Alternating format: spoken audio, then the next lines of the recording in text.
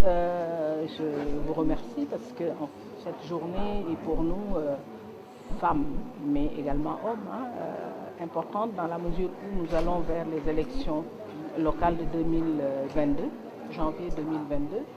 Et suite à ce qu'on a vécu lors des élections de 2014, nous avons l'ONP qui est c'est l'Observatoire national pour la parité, a jugé nécessaire, à travers sa mission, de convoquer en tout cas toutes les organisations de femmes et les organisations de la société civile pour vraiment réfléchir ensemble pour la mise en place d'un réseau d'alerte et de veille sur l'application effective de la loi sur la parité lors des élections législatives locales de 2022. Et quel sera le rôle de ces antennes? Alors, d'abord, il faut rappeler que nous avons 7 antennes qui couvrent l'ensemble du territoire national.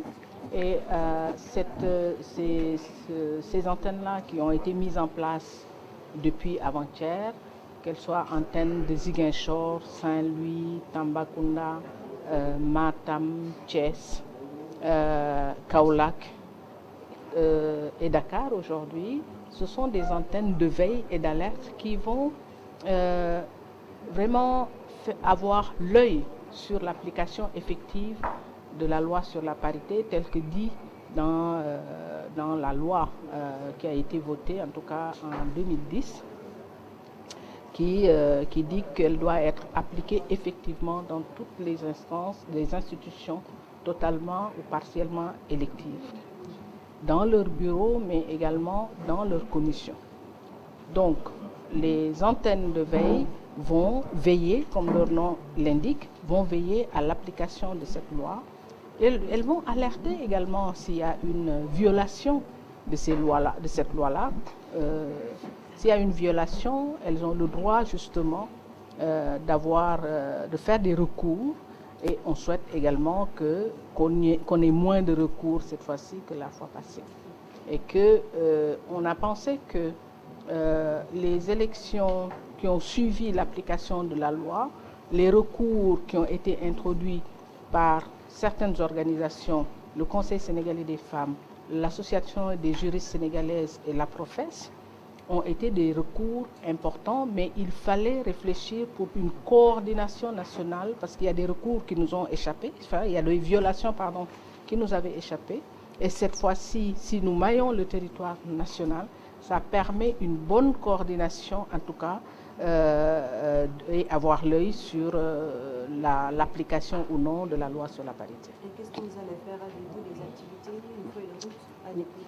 Oui, nous avons des commissions, c'est-à-dire nous avons la coordination nationale qui est dirigée par le Conseil sénégalais des femmes, le COSEF. Nous avons la coordination adjointe qui est dirigée par l'Association des juristes sénégalaises qui y a le volet juridique, chargé des volets juridiques. Mais également, nous avons des activités, notamment de formation, dirigées à ce moment, coordonnées à ce moment-là par le réseau Siggil Jigéen. Nous avons également le suivi et l'évaluation. Nous avons tout ce qui concerne la communication avec le CLVF, le comité de lutte contre les violences faites aux femmes. Donc nous avons vraiment nous nous sommes organisés de telle sorte que nous puissions déjà renforcer les capacités des membres du réseau pour qu'elles aient tous les outils nécessaires et avoir les moyens de pouvoir justement coordonner le réseau, mais avoir un œil ou des yeux braqués sur l'application effective ou non de cette loi. Est-ce que, madame, toutes les organisations de femmes se sont impliquées là-dessus? Absolument, c'est-à-dire que vraiment c'est un processus inclusif où nous avons toutes les organisations de femmes au niveau national. Quand je dis au niveau national, au niveau de Dakar, c'est vraiment le département avec les cinq départements, la région de Dakar en fait. Dans les régions également, si nous prenons la région de Thiès, elle couvre Thiès et Diourbel. Et nous avons toutes les organisations qui sont invitées Je ne vais pas peut-être citer toutes, mais il faut savoir qu'on a 7 antennes qui couvrent l'ensemble du territoire national. Et ce sont les organisations de la société civile, les organisations de femmes qui sont toutes et tous impliquées dans le processus. Madame, on parle d'élections municipales et départementales sur les 557 communes du Sénégal. Seules 15 femmes dirigent les communes. Qu'est-ce qui est dit en fait à ce fin? Alors, moi je dis souvent qu'il faut toujours partir de l'histoire. C'est-à-dire que nous avons, à l'époque, nous n'avions que... On n'avait même pas de maire. On n'avait même pas de maire. Et nous avions à l'époque, je pense, une femme qui était présidente de conseil. Il était important de partir de cette histoire-là pour lire aujourd'hui ce que nous avons. C'est vrai, le taux est encore faible, mais malgré cette faiblesse-là, je pense que c'est à partir de cette faiblesse d'ailleurs que les femmes se sont mobilisées. Et c'est la première fois au Sénégal qu'on a autant de femmes qui se mobilisent pour être tête de liste. C'est la première fois. Et c'est une lecture importante et positive à mener parce que ça montre l'engagement des femmes dans les instances de prise de décision.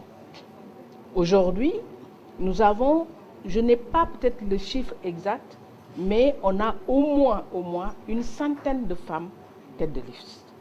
Donc sur cette centaine de femmes têtes de liste, on aura, en tout cas nous souhaitons avoir la parité, même si c'est un rêve, il faut y croire parce que nous avons une loi qui nous le permet.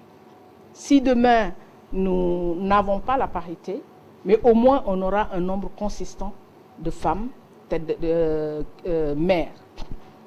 Et nous aurons également beaucoup de femmes dans les conseils. Elles sont en bonne position aujourd'hui sur les listes. Et elles se battent pour être à la tête des commissions et des organes dirigeantes, en tout cas au niveau local. Et c'est important parce que je suis sûre qu'on va dépasser les 15. On espère avoir les 50. Alors, madame, excusez-moi, si vous le permettez, bien sûr, vous courez en quelque sorte donc le territoire national. Aujourd'hui, est-ce que, en tout cas, on est en veille d'élections locales, est-ce que vous allez accompagner et assister en quelque sorte toutes les candidats? Vous avez parlé de 558 communes. C'est quand même beaucoup. Mais heureusement que nous ne sommes pas seuls dans l'accompagnement. Et heureusement qu'on a aussi des mécanismes qui puissent nous permettre, en tout cas, d'impliquer toutes les femmes. Je rappelle que le 15 décembre, peut-être que vous y étiez, vous en tant que journaliste, le COSEF a lancé un programme qui est un programme qui vise à accompagner les femmes candidates, qu'elles soient de la majorité ou bien de l'opposition. Toutes les femmes de toute obédience confondue.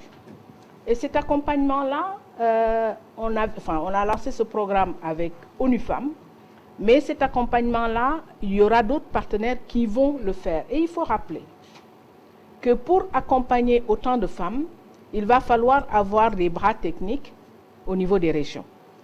Et c'est la raison pour laquelle nous avons mis en place ce réseau avec des ramifications au niveau national pour permettre en tout cas de cibler le plus largement possible les candidates et de pouvoir les accompagner. Donc toutes les organisations qui sont représentées dans ce réseau, qui sont les mêmes qui sont pratiquement membres du Conseil sénégalais des femmes, nous travaillons en collaboration et elles prendront la mesure nécessaire avec les différents partenaires pour accompagner les femmes, en tout cas avoir les moyens qu'il faut pour accompagner les femmes et je sais qu'on va y arriver.